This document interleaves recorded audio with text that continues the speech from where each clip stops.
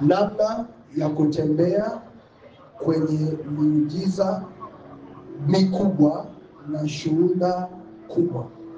Nikusikie, sema namna ya kutembea. Nikusikie, namna ya kutembea kwenye miujiza mikubwa na shuhuda kubwa. Namna ya kutembea kwenye miujiza mikubwa na shuhuda kubwa. Huo ni ujumbe wa Bwana tunao asubuhi ya leo. Mungu anatamani tuanze kuwa watu ambao hatusikii tu habari ya miujiza, lakini sisi binafsi tunatembea kwenye miujiza. Amen. Kwa utangulizi kabisa, labda nikwambie kwamba kuna dimension 3 za miujiza. Sawa, hebu andika sentensi. Kuna dimension 3 za miujiza. Dimension ya kwanza ni wewe binafsi kutembea kwenye miujiza. Viwango vya miujiza. Kiwango cha kwanza ni wewe kutembea kwenye miujiza. Sawa? Sawa? Kwa hiyo cha kwanza kabisa ni wewe kutembea kwenye miujiza. Haya.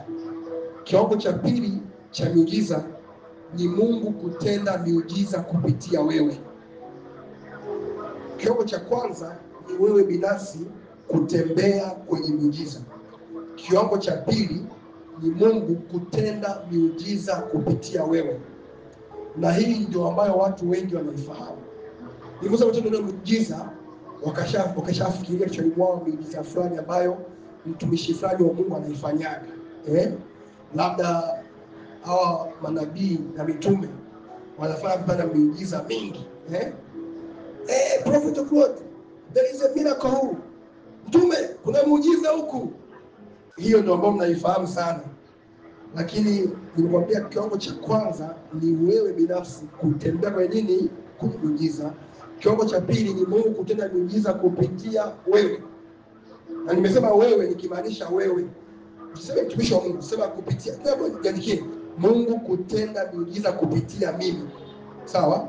Haya, kiwango cha tatu ni Mungu kutenda miujiza kupitia neno lake au vitu vyake au watu. Yaani maana kwamba kuna miujiza ambayo Mungu anatenda kwako binafsi.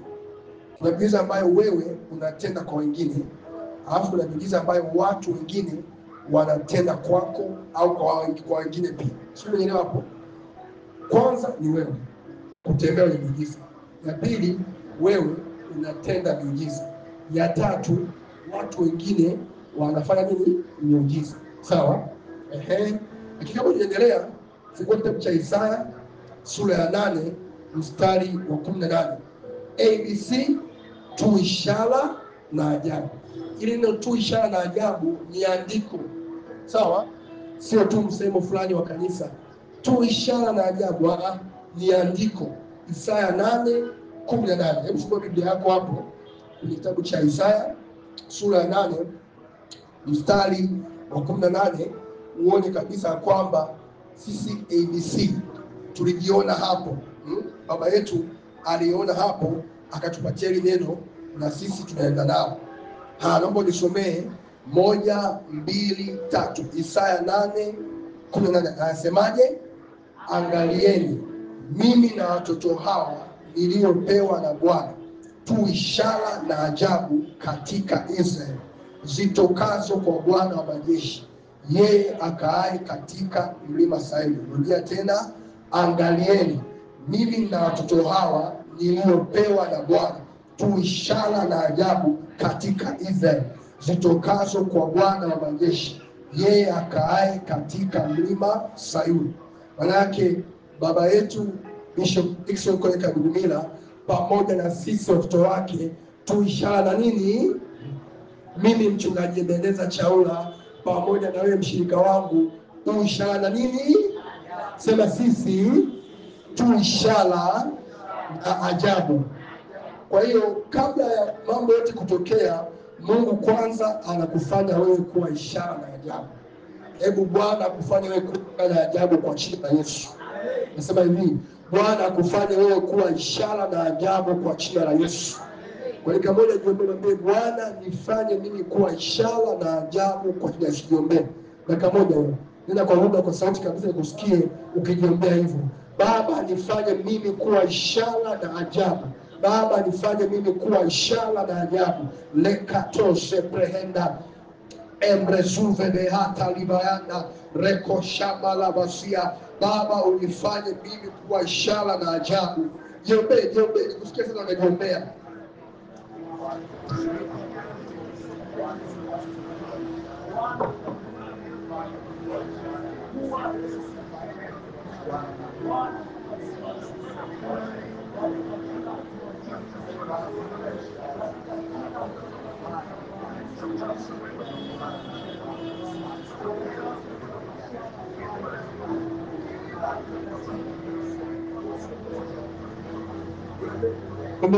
Bwana nifanye kuwa ishara na ajabu zitokazo kwako. Nifanye kuwa ishara na ajabu zitokazo kwako. Amen.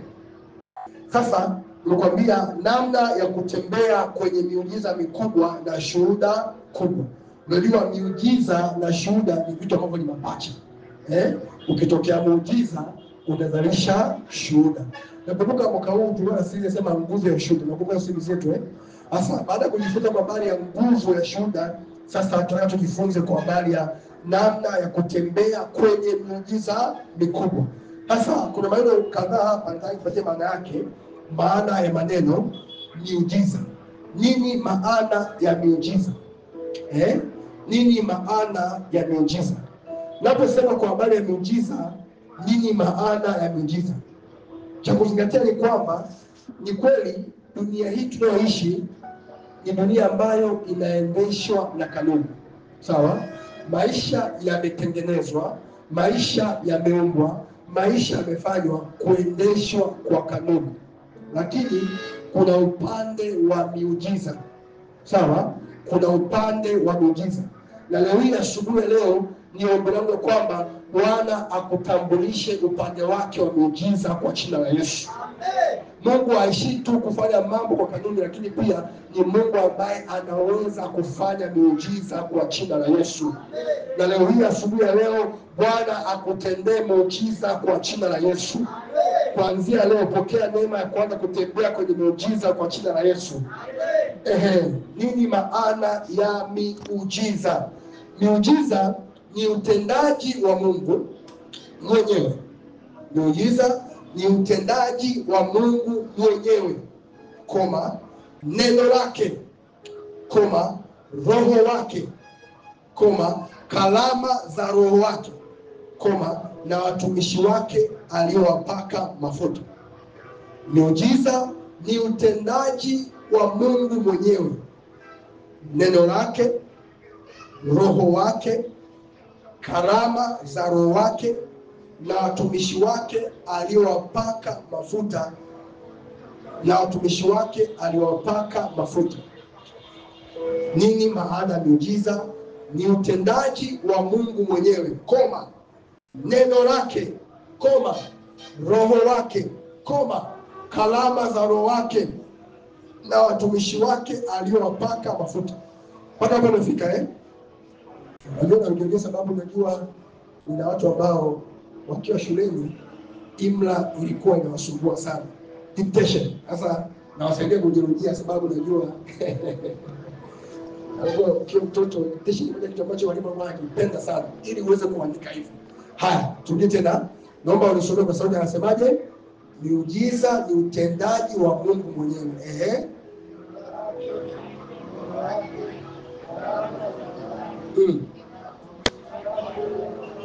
Haya, endelea mbele. Ili kusababisha matokeo yaliyo nje ya maelezo ya kibinadamu. Ili kusababisha matokeo yaliyo nje ya maelezo ya kibinadamu au kanuni zilizozoeleka.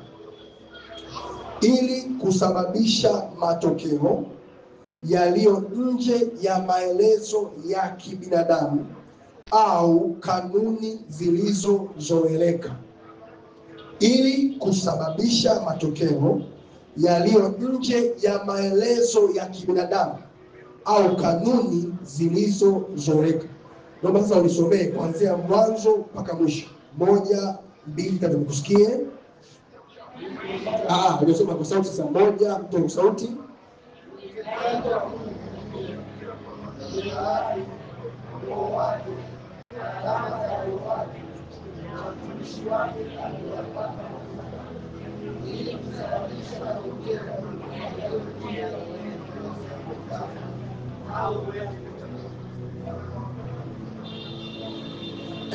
Moja kidogo tena.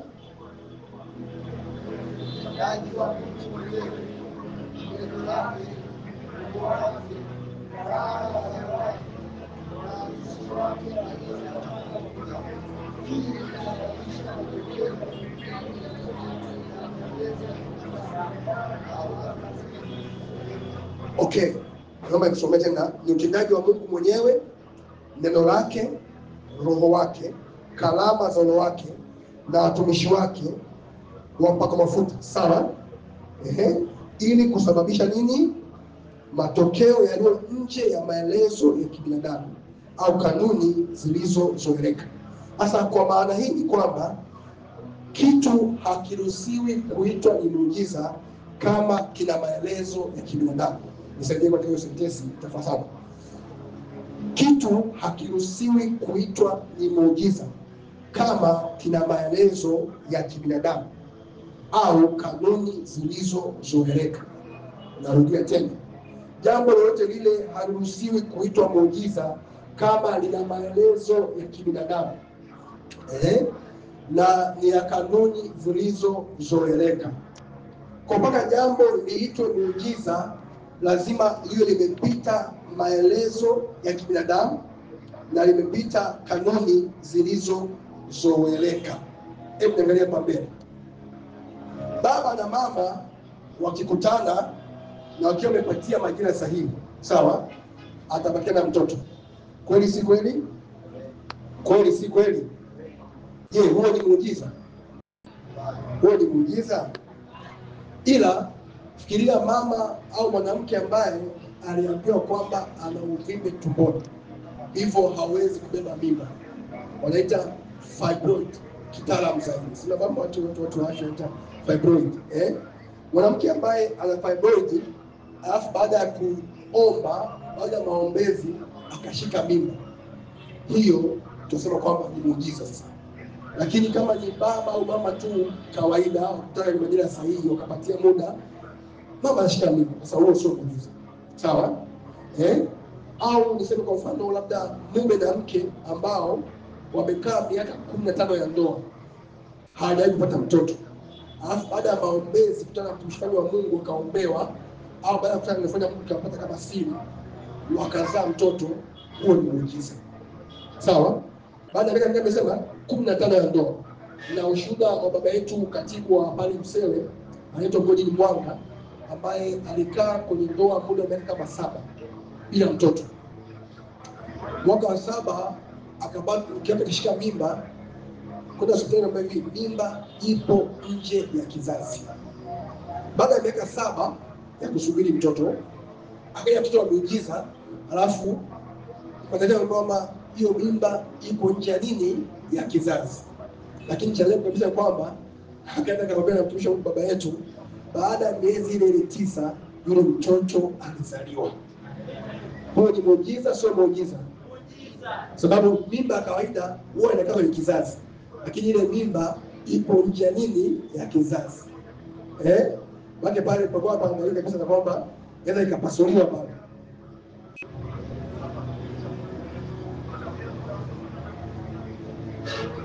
Amen.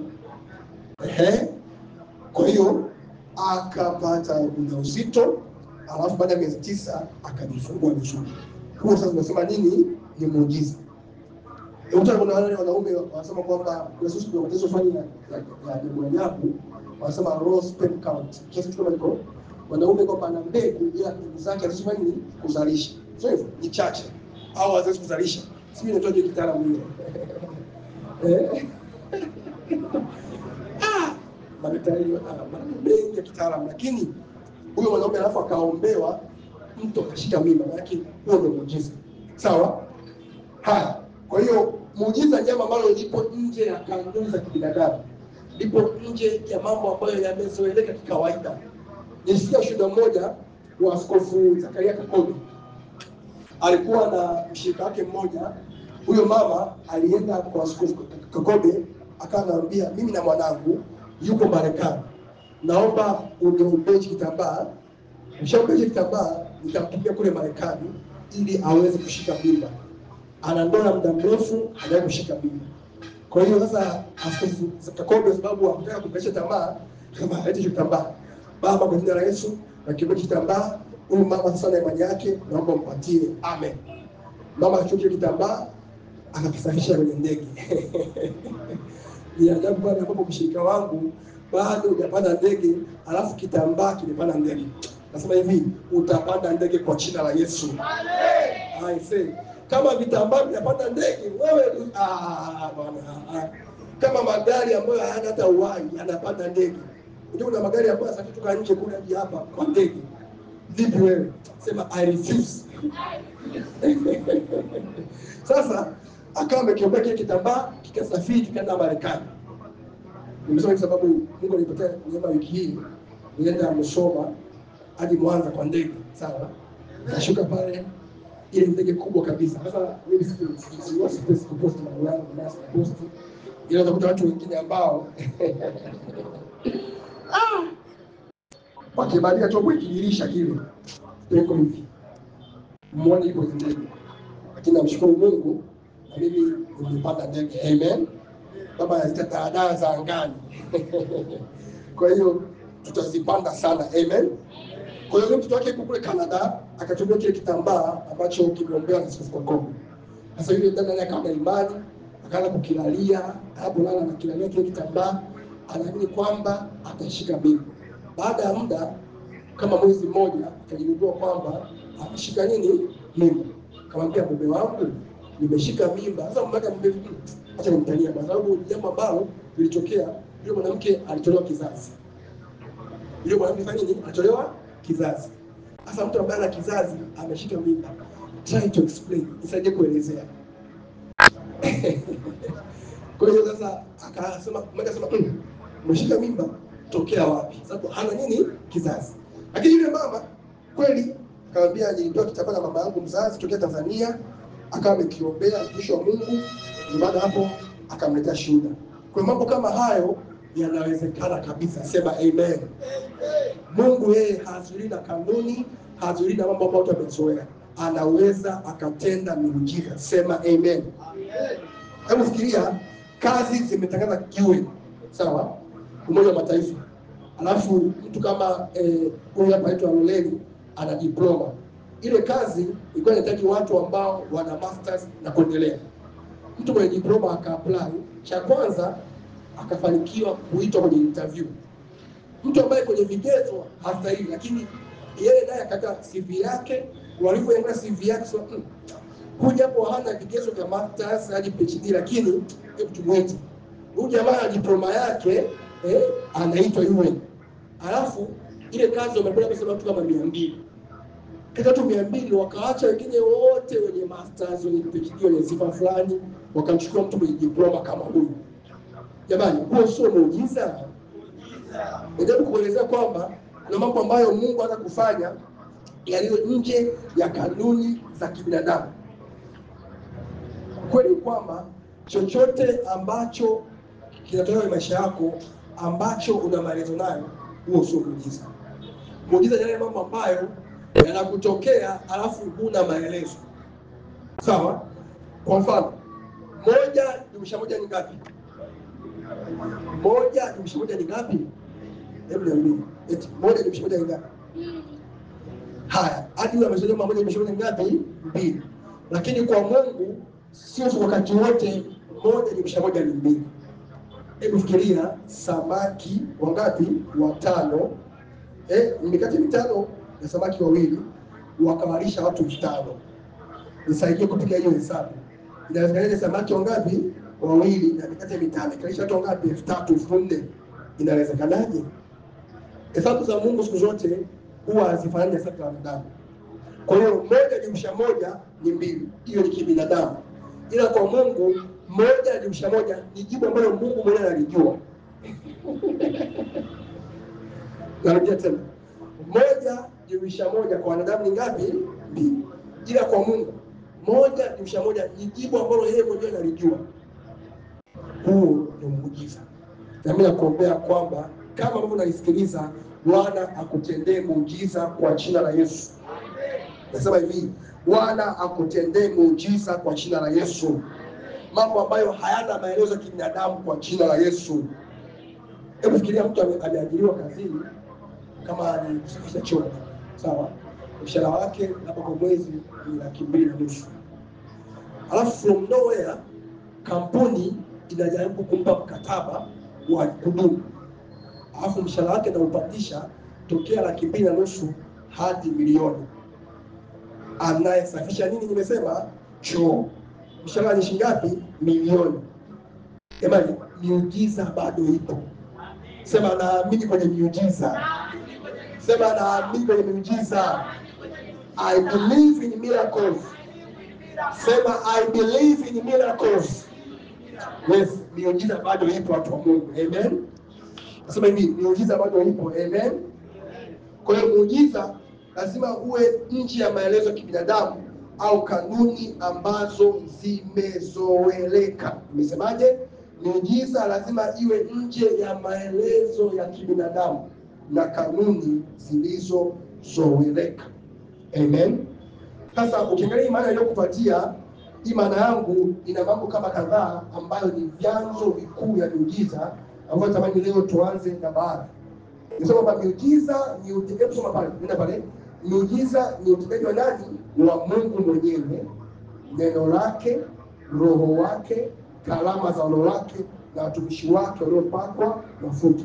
Kwa hivyo ni vyanzo vitano vya miujiza. Vyanzo vitano vya miujiza. Namna tano ambazo wewe mwenyewe binafsi unaweza ukatembea kwenye miujiza mikubwa ni kupitia mambo haya ninayokutajia. Cha kwanza, Mungu mwenyewe. Cha pili, neno lake. Cha tatu, roho wake. Cha nne, kalama za roho wake. Cha tano, watumishi wake aliowapaka mafuta. Kwa haya mambo matano ukielewa vizuri, nakwambia hivi, utaanza kutembea kwenye miujiza wewe binafsi.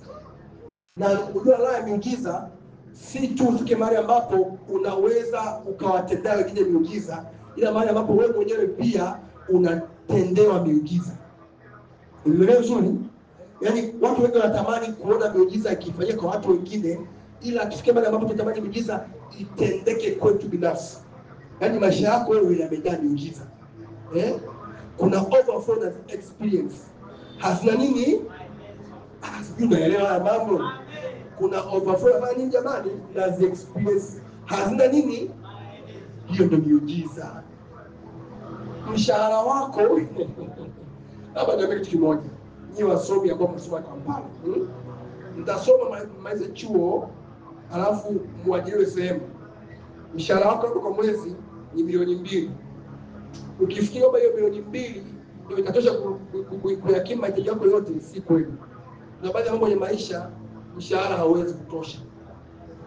Unahitaji sehemu ya miujiza ya Mungu. Kuna baadhi ya mambo ambayo kama ni wewe mwenyewe utasimama kwa fedha yako haitoshi. Unahitaji miujiza nani? Ya Mungu. Sasa nielewe vizuri. Chanzo cha kwanza cha muujiza nimesema ni Mungu mwenyewe. Kwa hapo Mungu mwenyewe. Nimeuona mkono wako, nimeuona mkono wako, nimeuona Mungu mwenyewe. Torati sura ile ya 10 mstari wa 21 hadi wa 22. Natamani ukauone mkono wa Mungu kwa jina la Yesu. Mkono wa Mungu ambao unafanya miujiza, utufanyie wewe binafsi miujiza. Na natamani usiwe tu mtu ambaye utatenda miujiza. Kama unafikia dimension ya kuwatendea wengine miujiza, unaenda kwenye juu ya vilipofu naona, vizio nasikia, wewe mwenyewe kwanza una experience miujiza. La miujiza wewe mwenyewe kwanza u experience kabla hujaambukiza wengine. Na hiyo dimension Mungu akupeleka leo kwa jina la Yesu. Torati sura ya 10 mstari wa 21 hadi 22, fika pale alafu tusome kwa pamoja. Uone kwamba Mungu mwenyewe ndio chanzo cha kwanza na kikubwa cha miujiza. Torati 10:21 hadi 22. Naomba tusome kwa pamoja. 1, 2, tunasemaje? Yeye ndiye fahari yako na yeye ndiye Mungu wako aliyekutendea mambo haya makubwa ya kutisha uliyoyaona kwa macho yako. Hebu kwanza. Nasema hivi, Mungu akutendee mambo makubwa na uyaone kwa macho yako kwa jina la Yesu. Amen. Mungu akutendee mambo ya kutisha na uyaone kwa macho yako kwa jina la Yesu. Nasema hivi, yeye mwenyewe ndiye aliye fahari yako, yeye ndiye Mungu wako. Mungu wako akutendee mambo makubwa kwa jina la Yesu. Uyaone waziwazi kwa jina la Yesu. Nasemaje? Yeye ndiye fahari yako, yeye ndiye Mungu wako aliyekutendea mambo haya makubwa. Mambo gani? Mambo gani ya kutisha uliyoyaona kwa macho yako. Najua ile andiko wengine ndio leo naliona kwa mara ya kwanza. Unajua Biblia mtu anasema kama msiku mwingine sana unahitaji mtu kukuongoza. Sawa?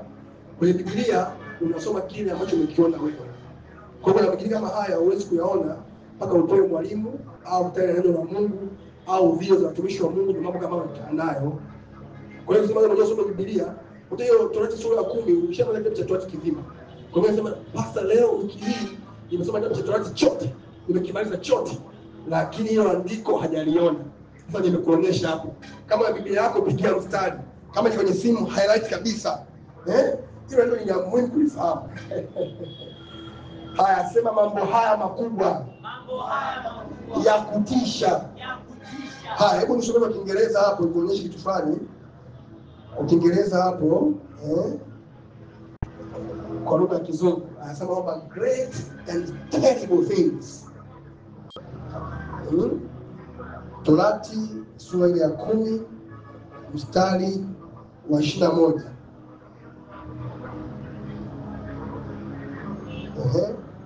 Kwa King James Version anasema kwamba He is thy place, He is thy God that has done for thee these great and terrible things which thine eyes have seen. Macho yako kabisa yamefanyaje? Yameona. Unasemaje? Macho yako yamefanyaje? Yameona. Nani nakwambia mtu mali hapa, yule Mungu unayemwabudu akufanyie mambo makubwa kwa jina la Yesu. Amen. Nasema hivi, Mungu unayemwabudu, Mungu uliyekuja kuabudu siku ya leo, akutendee mambo ya kutisha kwa jina la Yesu. Amen. Na macho yako yayaone kwa jina la Yesu. Amen. Anasema great and terrible sio baya. Ile terrible mambo ya kutisha, ya kushangaza sana. Ya kushangaza sana. Haya, Yeremia 33 mstari wa 3. Andiko la Sunday School. Naomba usome pia kuangalia Biblia yako kanisa kwa pamoja. Yeremia 33 mstari wa 3. 1, 2, 3 niwasikie. Nami nitakusikia, nami nitakuona. Kuendelea nasema, turudia tena kwa pamoja. Usifungue Biblia. Naomba usome kichwani mwako. 1, 2, 3. Yeremia 33:3 anasemaje? Nami nitakusikia, nami nitakuonyesha mambo makubwa na makuu usiyojua. Okay, watu wanafahamu na tuko vizuri Wewe ambaye unasema unakuona. Haya, kwamba niite nami nitakuitikia nitakuonesha mambo gani? Mambo makubwa mambo gani usiyojua. Na nakwambia kwamba naona Mungu akikuonesha mambo makubwa kwa jina la Yesu. Kwenye kazi yako Mungu akuoneshe mambo makubwa kwa jina la Yesu. Mambo magumu usiyojua kabisa kwa jina la Yesu. Nasema hivi, kuanzia leo uanze kutembea kwenye mambo makubwa magumu usiyojua, na Mungu atakuonesha kwa jina la Yesu. Mimi ni Bwana Mungu wako, nitakuonesha mambo makubwa magumu usio jambo usilolijua likutokee kwenye maisha yako kwa jina la Yesu. Mwezi wa 9, jambo usilolijua likutokee kwenye maisha yako kwa jina la Yesu. Kabla mwaka hujaisha, nasema kwamba jambo usilolijua likutokee kwa jina la Yesu.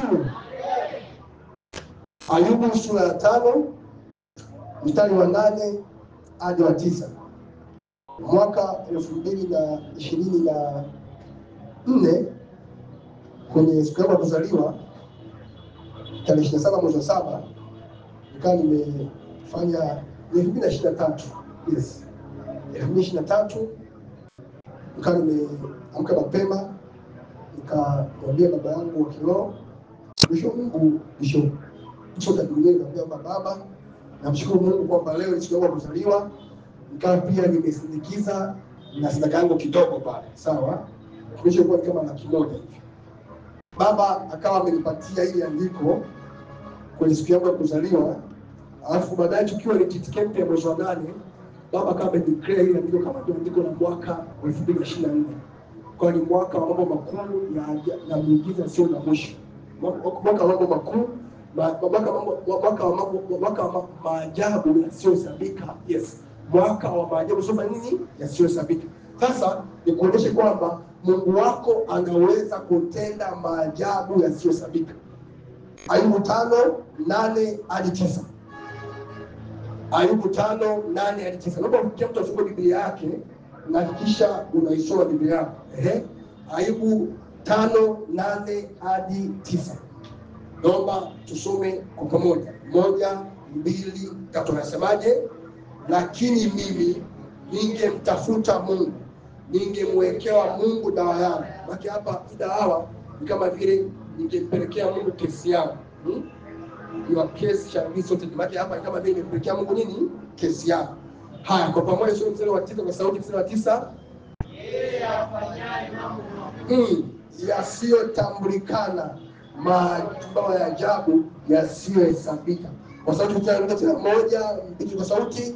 Yeye afanyaye mambo makuu yasiyotambulikana, mambo ya ajabu yasiyo na hesabu. Nasema hivi, Mungu akutendee mambo makuu kwa jina la Yesu. Amen. Yale ambayo hayatambulikana bado kwa jina la Yesu. Amen. Nasema hivi, Mungu akufanyie mambo ya ajabu yasiyohesabika kwa jina la Yesu. Amen. Kuanzia leo Bwana akuletee shuhuda juu ya shuhuda kwa jina la Yesu. Amen. Muujiza juu ya muujiza kwa jina la Yesu. Amen. Mambo mema juu ya mambo mema kwa jina la Yesu. Amen. Nina kifanya mtandaoni, jamaa kwa amebeba sahani ya chakula. Sasa huko mbele akawa anazuia kwamba jamani kimetosha. Akafanya hivi, nyuma anamwekewa, pembeni anawekewa, kushoto anawekewa. Hiyo fungu lako kwa jina la Yesu. Amen. Shuhuda juu ya shuhuda kwa jina la Yesu. Amen. Yaani shuhuda imeisha, inatokea shuhuda nyingine kwa jina la Yesu. Amen. Muujiza umefanyika, unazalika mwingine kwa jina la Yesu. Amen. Mambo mema yakupate mshikaano kwa jina la Yesu. Amen. Nasema hivi, mambo mema yakupate kwa jina la Yesu. Amen. Yaani unasherehekea wewe muujiza, hujakaa vizuri huo mwingine. Shuhuda hii kaa vizuri, shuhuda nyingine.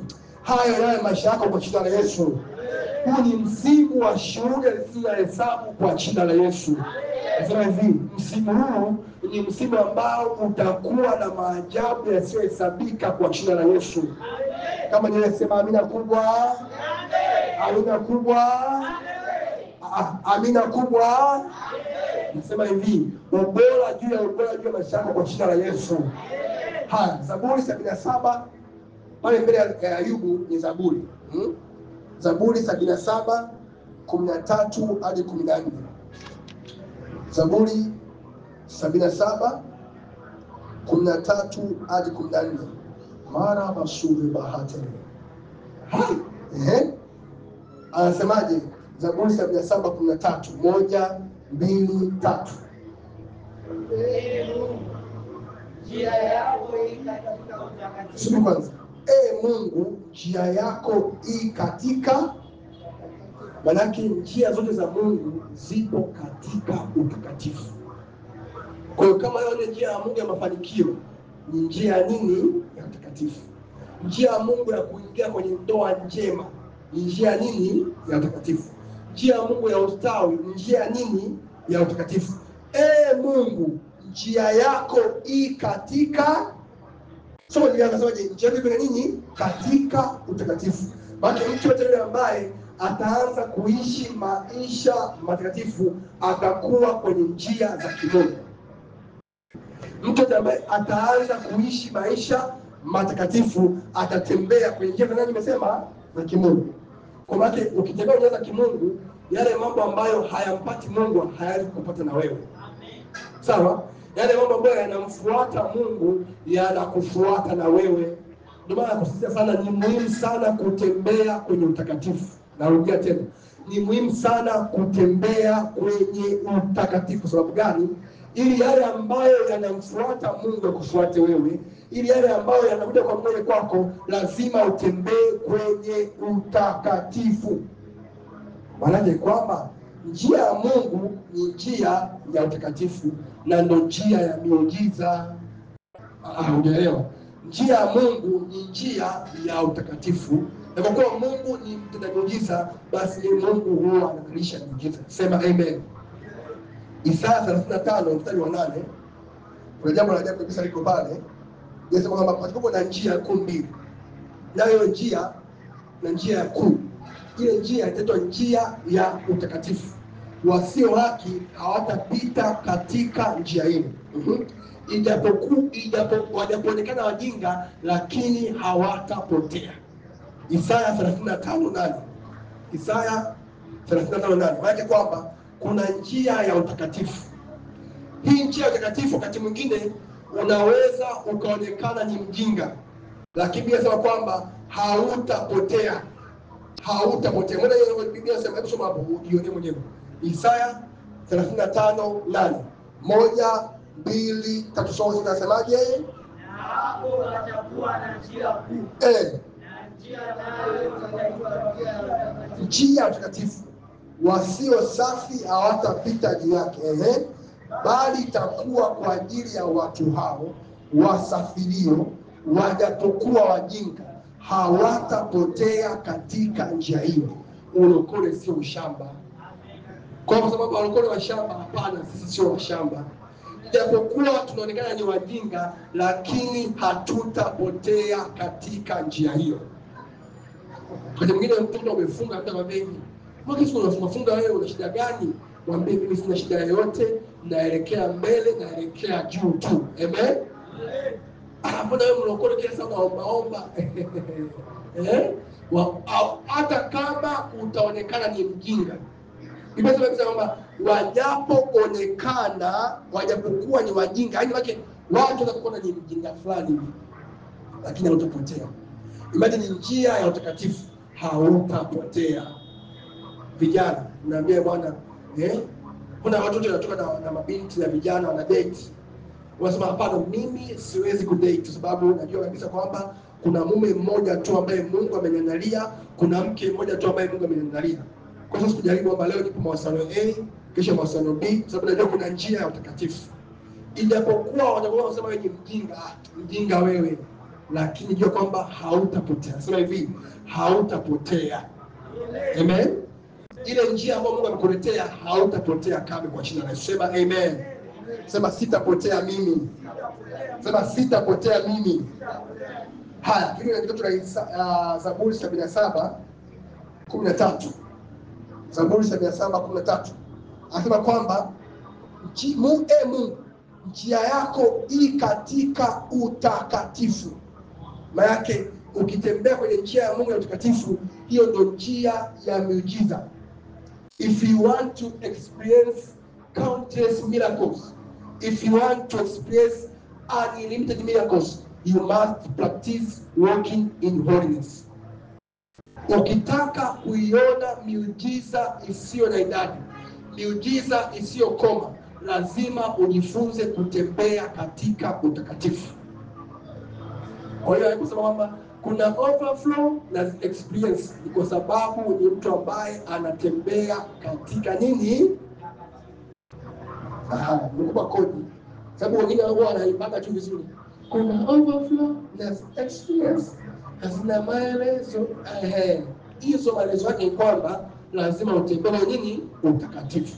Sema kuanzia leo napokea nguvu ya kutembea katika utakatifu. Haendelea akasema hivi, ni nani aliye Mungu mkuu kama Mungu? Mstari wa 14, wewe ndiwe Mungu ufanyaye maajabu, uliudhihirisha uwezo wako katika mataifa, kati ya mataifa. You manifested your strength among the nations. Wow. Wewe ndiye Mungu ufanyaye maajabu. Mungu anaweza kufanya maajabu kwa jina la Yesu. 15, kwa mkono wako umewakomboa watu wako, wana wa Yakobo na Yusufu. 16, Mungu, yale maji yalikuona, yale maji yalikuona yakaogopa. Kumbe maji yanaweza kamwona Mungu yakaogopa. Unajua hata mtu ambaye huwa anaota anaogelea, kwa sababu unaota unaogelea kama vile unazama kwenye maji, ile maana yake kwamba aidha unapitia kwenye jaribu zito au unalikaribia jaribu zito. Na mtu kama vile kwenye mtoto yake aliota juzi hapa anaogelea maji mengi, nampa tafsiri hiyo ndoto. Yale maji mengi ambayo unaona kwenye ndoto si bahati mbaya, maana kwamba aidha unapitia kwenye majaribu mazito au unakaribia majaribu nini mazito. Yakobo 1:1-3 anasema kwamba ndugu zangu, hesabuni ni furaha tupu kiangukia katika majaribu ya namna mbali. Unaelewa vizuri? Sasa moja pia kitu ambacho kinatokea ni ukiona kama unaona kama vile una maji mengi au unatembea kwenye maji unaanza kuzama, hiyo maana yake ni changamoto au majaribu. Kwenye Zaburi 32:6, Zaburi 32:6, kila mtaua akuombe wakati unapofanya nini? Unapopatikana. Hakika maji makuu yafurikapo hayatamweza yeye, hayatamgarikisha yeye. Moja pia ukiona unataka unaogelea kwenye maji au unazama, maana yake umepungukiwa maisha ya maombi. Kwa hiyo ongeza maombi, kaza kumwomba Mungu zaidi. Tafsiri ya ndoto hiyo. Jamani, naomba ni hilo jambo la mtu nimelisema hapo. Kwa hiyo usiniambia pastor, nimeota ndoto, naomba nipatie tafsiri yake, nitakupatia kitu. Kwa hiyo ukiona kama umeona namna hiyo, maana kwamba wakati mwingine pia kiwango chako cha maombi kimepungua. Soma hiyo Zaburi 32:6. Hakika maji makuu yafurikapo. Okay, ukiona unapitia kwenye maji, maana kwamba ni kupungukiwa nini? Maombi. Amen. Sasa hapo ndio kupatia siri ya kwamba Mungu mwenyewe anaweza akazalisha miujiza. Sema Mungu mwenyewe. Sema Mungu mwenyewe anaweza akazalisha miujiza. Kwa Mungu hivi. Kila mara nikitoka hili ninainuka lingine. Naendelea. Majaribu yamekuwa. Hilo ni kosa la kimaombi. Huyo ambaye anaangukia majaribu mbalimbali kwa sababu amepungukiwa maombi. Ombeni msije mkaingia wapi? Majaribuni. Kwa hiyo usipoomba utaangukia majaribu mbalimbali. Umeamka asubuhi, mume wako amekwambia hivi, umekasirika na wewe umemjibu vibaya. Baada ya kumwambia yani wewe. Utendaji wa Mungu mwenyewe. Jambo la pili ni utendaji wa neno la Mungu linaweza kuzalisha miujiza. Jambo la pili hapa ni herufi kubwa B. Neno la Mungu linaweza kuzalisha miujiza. Naomba tuone namna ambavyo neno linaweza likazalisha miujiza. Neno kama kifaa, neno kama mtu, neno kama chanzo cha miujiza. Mara mwisho tukiwa mahali hapa tulijifunza kwa habari ya nguvu ya neno la Mungu. Kumbuka? Haya masomo huwa yanafuatana hivi. Kwa hiyo kama ukuelewa ile somo, naomba nikurudishe nyuma. Audio zipo, na mimi mchungaji tumie audio na kutumia audio ujifunze. Sasa tuendelee leo namna ambavyo neno la Mungu linaweza kuzalisha miujiza. Kitabu cha Wafalme wa Pili sura ile ya 7, andika 1-2, andika 3 hadi 16, koma, andika 17 hadi 20. Na maana yangu kuambia andike kwa sababu nitakuelezea vipande vitatu. Wafalme wa pili sura ile ya 7 mstari wa 1 hadi wa 2, koma, mstari wa 3 hadi wa 16, koma, mstari wa 17 hadi wa 20.